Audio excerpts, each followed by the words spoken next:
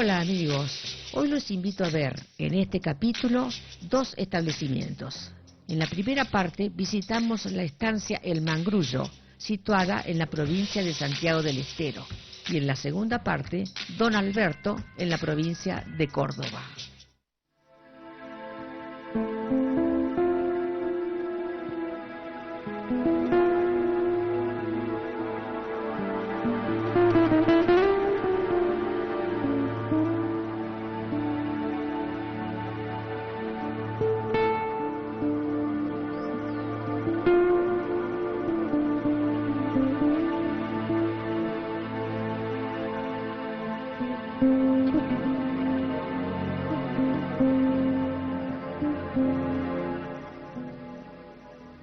Desde la ciudad de Córdoba, hacia el norte, corre un antiguo camino virreinal, trazado por la conquista, por las corrientes fundadoras, por las carretas rioplatenses buscando el Alto Perú. Cualquiera que viaje a las provincias norteñas, por los caminos o el riel, siempre rumbea en la misma dirección, y necesariamente tiene que pasar por la provincia de Santiago del Estero, llamada la Puerta del Norte, o el acceso al altiplano. Esta es una provincia que se la identifica con el clima seco y el suelo semiárido, pero la región es tan grande y la naturaleza tan cambiante que en un año llovedor viajamos en un día pasado por agua y llegamos a una estancia cubierta de pastos verdes. Saliendo de Jesús María, en Córdoba, tomamos la ruta 60 y luego la 157, un antiguo camino que corre casi paralelo a las vías del ferrocarril Central Norte. El tren había llegado por primera vez a la ciudad de Córdoba en 1870 y 6 años después entraba en la ciudad de Tucumán. La vía que unía ambas localidades dejaba una serie de estaciones y valorizaba el oeste de esta provincia. A este tramo del tendido de rieles también se le llamó el Lindero del Oeste, porque en aquella época deslindó los imprecisos límites santiagueños con la provincia de Catamarca. La más importante de las estaciones, situada justo en el límite territorial, es la estación Frías, desde donde se desprendió un ramal que llevó el tren a la ciudad de Santiago del Estero en 1884. Nuestro destino era la estación Lavalle, pues en ese paraje está situada la estancia El Mangrullo que estamos viendo. Antes del trazado de la ruta asfaltada, había un camino viejo que pasaba por el mismo casco de la estancia, situada a 160 kilómetros de la provincia de Tucumán. Seguramente ahí había una posta con sus corrales para el cambio de caballos y algún lugar para comer. Las postas, como las estancias y las estaciones después, marcaron los rumbos, definieron las paradas, amojonaron los sitios donde se detenían las mensajerías, las carretas, las galeras y los trenes. La vieja estancia que visitamos se llamaba San Antonio y seguramente tenía una pieza de azotea o un simple mangrullo junto a las casas, desde donde se miraba el movimiento del camino. Y cuando se veía avanzar una nube de polvo, se ponía la pava para el mate y se acercaba el asado al rescollo para recibir a los viajeros.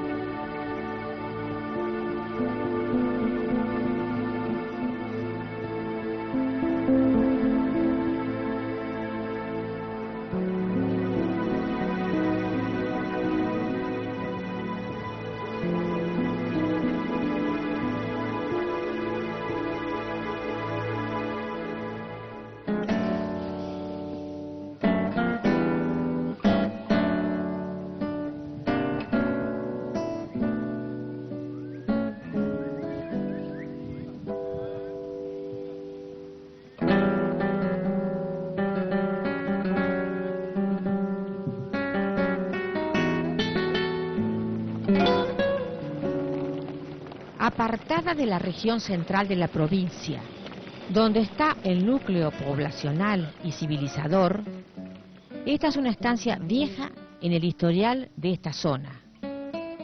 Sus antecedentes de dominio se remontan a 1806, en que un tal Joaquín Hernández pide al gobernador de Salta que le otorgue 4 leguas cuadradas de campo realengo y baldío en el paraje Bajo Grande de Santiago del Estero. 2 años después, Hernández ya escritura la tierra solicitada.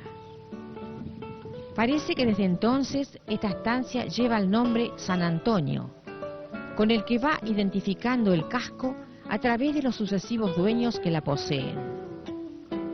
A la muerte de Joaquín Hernández, sus 4 hijos se reparten 1 legua cuadrada cada uno, pero uno de ellos vende su parte y el casco a los hermanos José Manuel y Francisco Videla.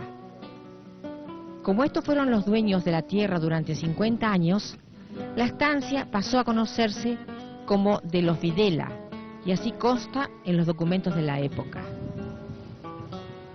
Estos son campos tradicionalmente ganaderos. Desde muy antiguo, la actividad más importante era la invernada de haciendas. Se traían caballos y mulas del litoral para el engorde en las buenas praderas santiagueñas, y luego comercializarlas en las gigantescas ferias de Salta y Jujuy con destino al Alto Perú. En 1874, los hermanos Videla vendieron la estancia a Herminio Capdevila, quien además compró otros campos linderos.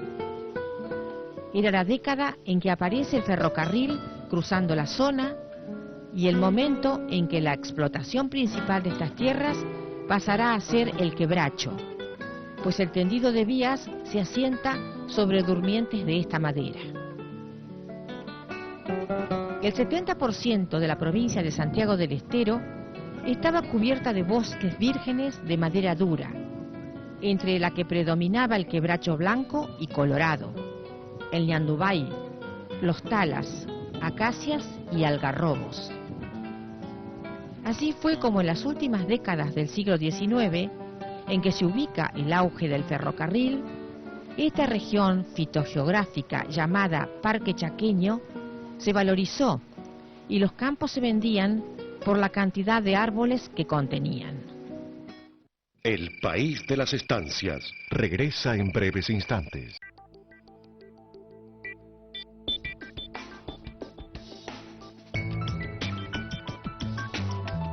Colombia, datos del tiempo para el lunes.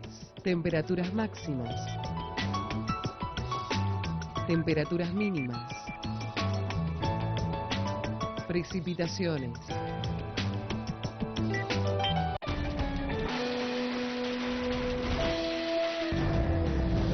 La producción agropecuaria uruguaya también está en Canal Rural. Desde Dolores Soriano llega Uruguay Productivo. Los domingos a las 22:30. Ve a Uruguay en Canal Rural.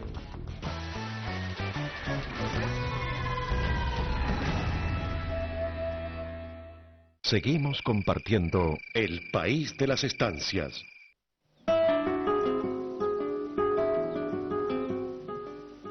La población de este casco de estancia está fraccionado en 2 partes. Arriba, en el campo alto, está la sección residencial, aquella por donde pasaba el camino viejo. A 200 metros, más o menos, está el sector de trabajo, con los galpones, el matadero y los corrales. Por ahí también debe haber estado instalado el obraje, donde un tren que llegaba desde la estación Lavalle cargaba los postes, durmientes y carbón. En esa época también había teléfono a manija que comunicaba todas las secciones de la estancia. También había 7 represas en toda el área de la posesión para juntar el agua de la lluvia. Cuando la extracción de quebracho y los obrajes dejaron de ser negocio, la hacienda volvió a ser el rubro principal del establecimiento. La tendencia de los criadores tradicionales era la de desmontar el terreno para liberar las pasturas. Pero actualmente se limpia el campo, se desmaleza, pero se respetan los árboles. En estos campos solo había haciendas criollas, por eso es que se ven tantos pelajes. Pero desde hace muchos años se va refinando el ganado con el aporte del cebú, logrando un producto llamado Brahma más apto para esta zona.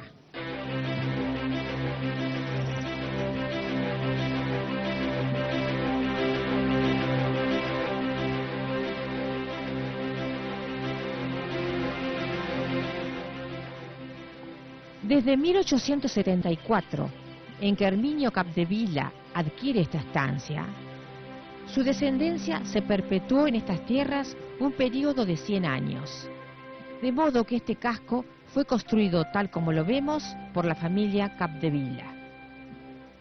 Hay un aljibe donde hay una fecha, 1904, y un documento del año siguiente donde ya figura esta propiedad como el Mangrullo. Seguramente asentado sobre viejas paredes fundacionales, la casa patronal tiene una distribución clásica en el área rural argentina. Son 3 cuerpos formados en U, mirándose entre sí frente a un patio cuadrangular encerrado entre medio. Es una disposición tradicional que debe resultar muy funcional, pues se usan estas tierras desde la colonia.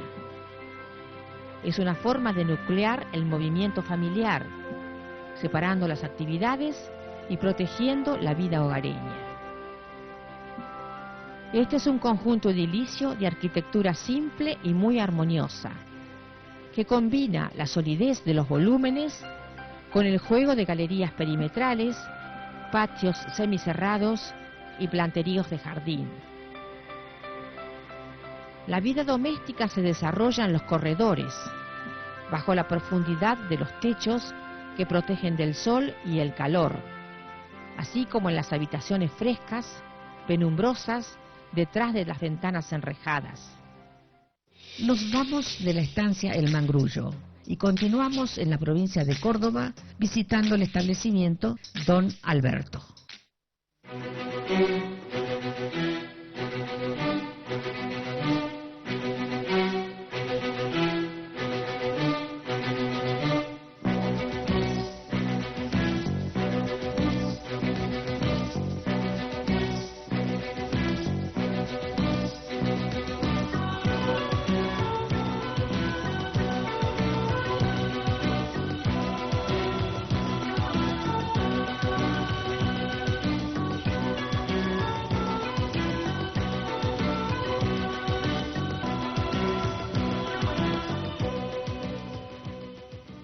En la década de 1860, a casi 300 años de la fundación de Buenos Aires, toda la frontera sudoeste de la provincia estaba expuesta a los malones. Lo mismo sucedía en el sur y norte de la provincia de Santa Fe y en el suroeste de Córdoba. Entre 1862 y 68, esta última región fue la más castigada, ya que las poblaciones incipientes como Río Cuarto, La Carlota y Fraile Muerto, hoy Belleville, padecieron alrededor de 230 malones. Las estancias, muy primitivas, sin alambrados ni personal suficiente para la defensa, se veían arrasadas, las mujeres cautivas y las haciendas robadas. La instalación de las vías del ferrocarril, que uniría el puerto de Rosario con la ciudad de Córdoba, y su funcionamiento a partir del 18 de mayo de 1870, marcó la ocupación de un gran espacio vacío y aseguró la presencia de un agente civilizador formidable y creativo como el tren. Esta pequeña estación, donde la locomotora ya no se detiene porque no la necesitan, es todo un símbolo del paso del tiempo y los cambios que provoca. Fue habilitada en 1889, hace 90 años, un momento a partir del cual generó un pueblo llamado San Marcos Sur. Hoy es el monumento arquitectónico de esta localidad, que ama su estación y se identifica con el historial ferroviario que dio vida y prosperidad a aquella pampa salvaje que se juntó con el riel.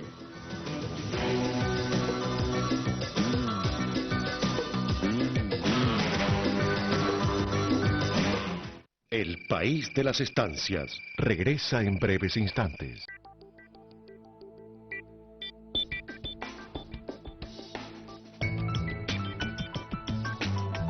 Uruguay, datos del tiempo para el lunes. Temperaturas máximas.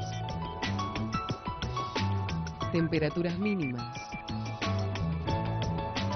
Precipitaciones.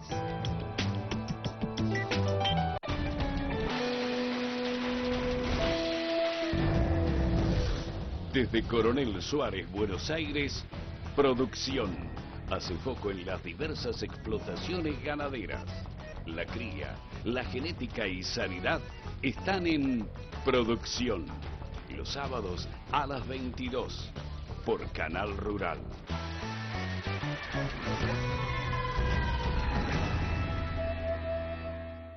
Seguimos compartiendo el país de las estancias.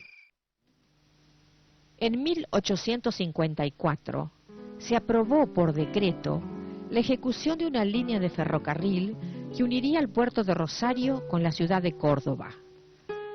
Como pasaba el tiempo y no se podían reunir los capitales para su ejecución, el Estado decidió donar a la compañía extranjera que se animara a construirlo una legua cuadrada de campo a cada lado de la vía en toda la extensión de su recorrido.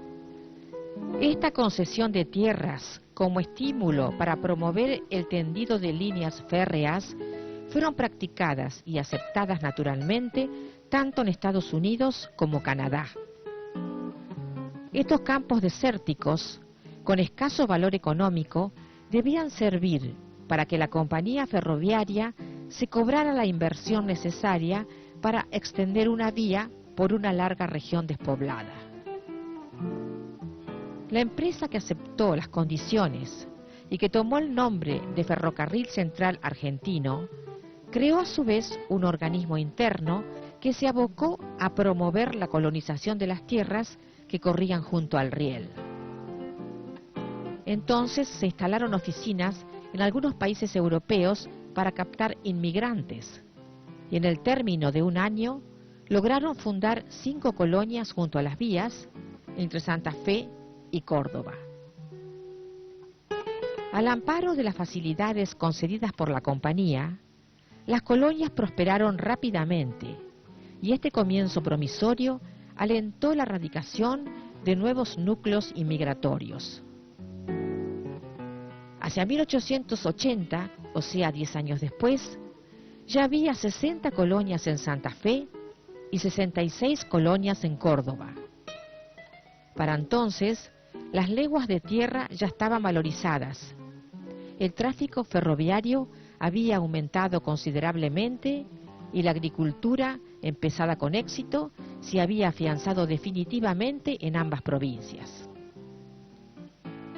Así vemos como una vez más el ferrocarril, en este caso el Central Argentino, cumplió con la acción civilizadora que se le encomendó, al promover la formación de pueblos, la inmigración, las actividades rurales y sobre todo agrícolas, una riqueza que los malones no se podían llevar. Esta fue la época y este el lugar en que la colonización tuvo uno de sus más grandes desarrollos y éxitos. A 2 o 3 kilómetros de San Marcos Sur, frente a las vías y a la vista del paso del tren, se abren las tranqueras de la estancia Don Alberto, testigo y protagonista de toda esta crónica de pampas vírgenes y rieles civilizadores.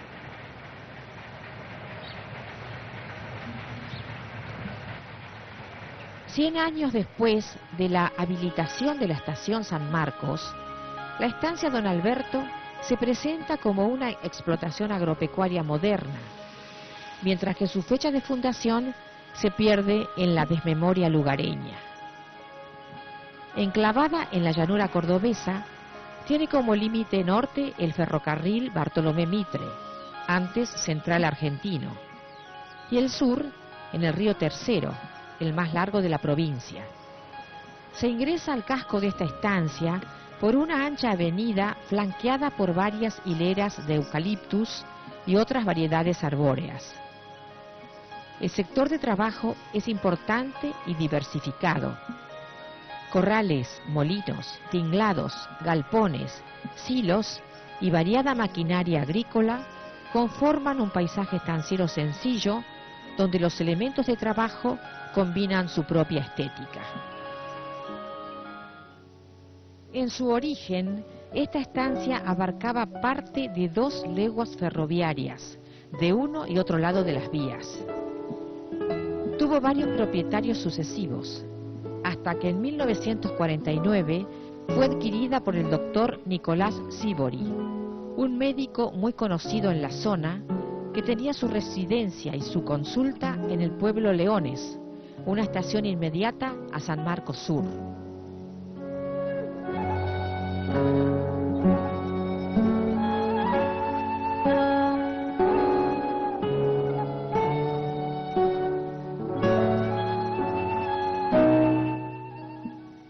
Desaparecido el doctor Sívori, su esposa Luisa Andreani y su hijo Arturo continúan con la explotación de estas tierras que ya llevan 50 años en la misma familia. El sector residencial de Don Alberto está separado de la parte de trabajo por un cercado y un portal muy importante. Una parquización sencilla y un jardín de diseño clásico marcan una estética rural preocupada por hacer grata la vida campañal. Una casa grande y vetusta domina el sector, con una imponencia que se acentúa en el vigoroso cuerpo del mirador. Estas torres, o piezas de azotea, son volúmenes típicos en nuestra arquitectura rural y definen el perfil tradicional de las estancias viejas. Levantados como el mangrullo, para observar los movimientos del desierto, rememoran las guerras con el indio, los malones y los místicos arreos de ganados robados. Pero todo eso pasó, y estas piezas altas han quedado como símbolos de la conquista de estas tierras. Por tradición oral, la señora Luisa Andreani de Sívori escuchó decir que esta casa fue construida por uno de los directores del Ferrocarril Central Argentino. Ella recuerda que el tren llegaba al mismo casco de la estancia, pues antes había un extendido de vías que fue levantado por falta de uso. La casa está construida sobre un basamento de mampostería, de más de 1 metro de alto, sin duda para resguardarla de las periódicas inundaciones del río Tercero, antes de que se levantaran los diques que regulan sus aguas. Es una casa de distribución italopampeana, con sus piezas corridas y abiertas a una ancha galería perimetral. Paredes gruesas y muy altas confieren a la casa aspecto de fortaleza, acentuada por el mirador que sugiere una torre almenada para la defensa. En los interiores de la casa se reúnen elementos aportados por sus diversos dueños, pues es común que se vayan juntando muebles que muchas veces quedan cuando el campo se vende. Esta mezcla de muebles de diversos estilos y épocas, con sus respectivos elementos de decoración, conforman un estilo rural típico, caracterizado por la calidad de las maderas y el trabajo artesanal, así como por el espíritu romántico y nostalgioso que se desprende de los cortinados, las puntillas y los almohadones. Rincones y ambientes que muchas veces guardan secretos, esconden fantasmas o generan esos cuentos de miedo que nunca faltan en las casas viejas y constituyen su tradición y su encanto. Bueno amigos, Terminamos el programa de hoy. Espero que hayan disfrutado de estos dos singulares establecimientos. Hasta el próximo capítulo. Para ser protagonista en este programa con su estancia o empresa, comuníquese al 0249-443-8788.